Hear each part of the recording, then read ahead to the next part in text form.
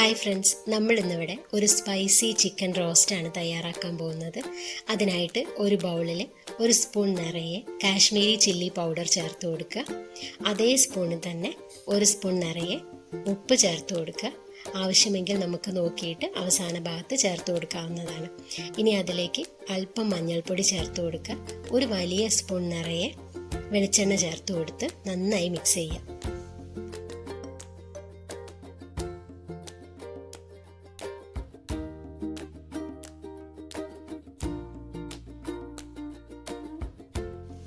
ഒന്നര കിലോ കഴുകി വൃത്തിയാക്കിയ ചിക്കനാണ് നമ്മളിവിടെ എടുത്തിരിക്കുന്നത്. അത് നമ്മുടെ മസാലക്കൂട്ടുമായിട്ട് നന്നായി കൈകൊണ്ട് തന്നെ തിരുമ്മി യോജിപ്പിക്കുക. കഴിയുന്നതും കൈകൊണ്ട് തന്നെ ചെയ്യാൻ വേണ്ടി ശ്രദ്ധിക്കുക. കൈകൊണ്ട് പറ്റാത്തവർക്ക് മാത്രം സ്പൂണുകൾ ഉപയോഗിക്കാവുന്നതാണ്. ഇനി നമുക്കിത് 1.5 മണിക്കൂർ ഫ്രിഡ്ജിൽ വയ്ക്കാം.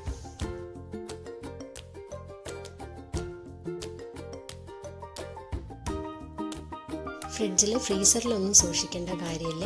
ഇപ്പോൾ 1.5 മണിക്കൂർ കഴിഞ്ഞു. നമുക്കിനി ഇത് കുക്ക് ചെയ്യാം. ആദ്യം ഒരു ചട്ടി അടുപ്പത്ത് വെച്ച് അതിലേക്ക് വെളിച്ചെണ്ണ ചേർക്കുക. അത് കഴിഞ്ഞ് അല്പം ബട്ടർ കൂടി ചേർത്ത് നന്നായി മെൽറ്റ് ചെയ്യാം.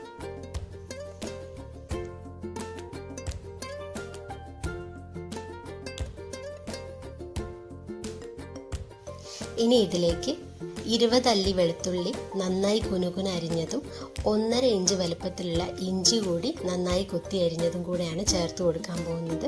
ഇത് നന്നായി വഴറ്റുക. ഏകദേശം പച്ചമണമെല്ലാം മാറി തുടങ്ങിയെന്ന് തോന്നുമ്പോൾ 4 പച്ചമുളക് കീറിയത് കൂടി ചേർത്ത് നന്നായി വീണ്ടും വഴറ്റുക. എരിവിനനുസരിച്ച് നിങ്ങൾക്കിവിടെ പച്ചമുളകിൻ്റെ എണ്ണം കൂട്ടാവുന്നതും കുറയ്ക്കാവുന്നതുമാണ്. ഇനി അല്പം കറിവേപ്പില കൂടി ചേർത്ത് വഴറ്റി കൊടുക്കാം. ഇത് കുക്കായി വരുമ്പോൾ ബട്ടറിൻ്റെയും നമ്മുടെ ഈ കൂട്ടിൻ്റെയും നല്ല ഒരു സ്മെല്ല് വരാൻ തുടങ്ങും. ആ സമയത്ത് നമുക്കിതിലേക്ക് സവാള ചേർത്ത് കൊടുക്കാം. ഇടത്തരം വലുപ്പത്തിലുള്ള 2 സവാള നൈസായിട്ട് അരിഞ്ഞതാണ് ഞാനിവിടെ ചേർത്ത് കൊടുക്കുന്നത്. ഇതും ഒരു ഗോൾഡൻ ബ്രൗൺ കളർ ആവുന്നത് വരെ നമുക്ക് വഴറ്റി കൊടുക്കാം.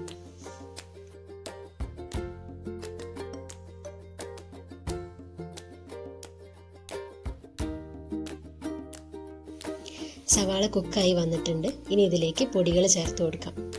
ആദ്യം ഒരു സ്പൂൺ നിറയെ ചിക്കൻ മസാല ചേർത്ത് കൊടുക്കാം. അത് കഴിഞ്ഞ് 2 സ്പൂൺ നിറയെ മല്ലിപ്പൊടി ചേർത്ത് കൊടുക്കാം.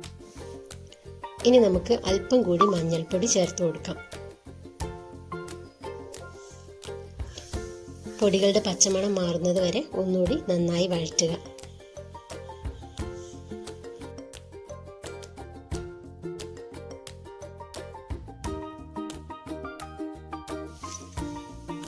ഇനി ഇതിലേക്ക് നമ്മുടെ ചിക്കൻ ചേർത്ത് കൊടുത്ത് നന്നായി യോജിപ്പിക്കാം.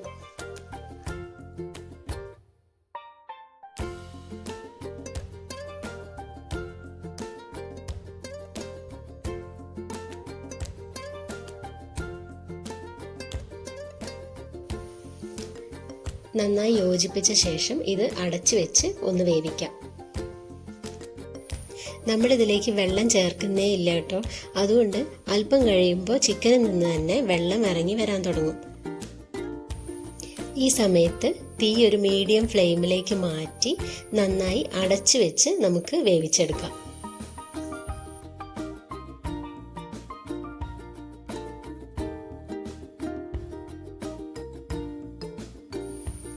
ഒരു 10 മിനിറ്റിന് ശേഷം അടപ്പ് തുറന്ന് ഒന്നുകൂടി നന്നായി ഇളക്കി കൊടുക്കാം. ചിക്കൻ കുക്ക് ചെയ്യാൻ കുറച്ച് വലിയ പാത്രം എടുക്കുന്നതാണ് നല്ലത്. ചെറിയ പാത്രത്തിലാവുമ്പോൾ ഇളക്കി കൊടുക്കുന്ന സമയത്ത് ചിക്കൻ ഉടഞ്ഞു പോകാനുള്ള സാധ്യതയുണ്ട്.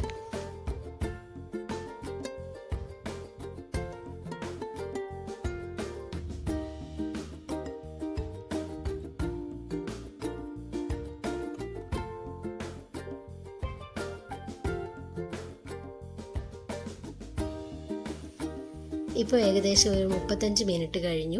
ചിക്കൻ വെന്തിട്ടുണ്ട്. ഇനി നമുക്കിതിലേക്ക് മല്ലിയില അരിഞ്ഞതും കറിവേപ്പിലയും കൂടി ചേർത്ത് കൊടുക്കാം. ഇതൊന്ന് മിക്സ് ചെയ്ത് 2 മിനിറ്റ് മാത്രം അടച്ചു വെച്ച് വേവിച്ച് അല്പം ടൊമാറ്റോ കെച്ചപ്പ് കൂടി ചേർത്ത് കൊടുക്കാം. ഇതും 2 മിനിറ്റ് മാത്രം നമ്മൾ ഒന്നുകൂടി വേവിക്കുക.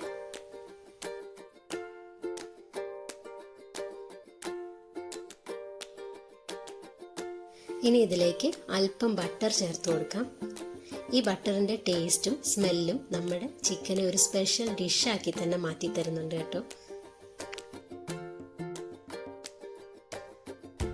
ചിക്കൻ മസാലയ്ക്ക് പകരം നമുക്കിതിലേക്ക് ഗരം മസാല ചേർക്കാവുന്നതാണ്. എൻ്റെ കയ്യിൽ ഇല്ലാത്തത് കാരണമാണ് ഞാൻ ചേർക്കാതിരുന്നത്. ഇനി ഒരു 3 മിനിറ്റ് കൂടി നമുക്ക് അടച്ചു വെച്ച് വേവിക്കാം. 3 മിനിറ്റിന് ശേഷം തുറന്നു നോക്കുമ്പോൾ നമ്മുടെ ചിക്കൻ നന്നായി വെന്ത് വന്നിട്ടുണ്ട്. ഒരു സൂപ്പർ ഡിഷാണ്. എല്ലാവരും ഉണ്ടാക്കി നോക്കണം, അഭിപ്രായങ്ങൾ അറിയിക്കണം. Okay, by.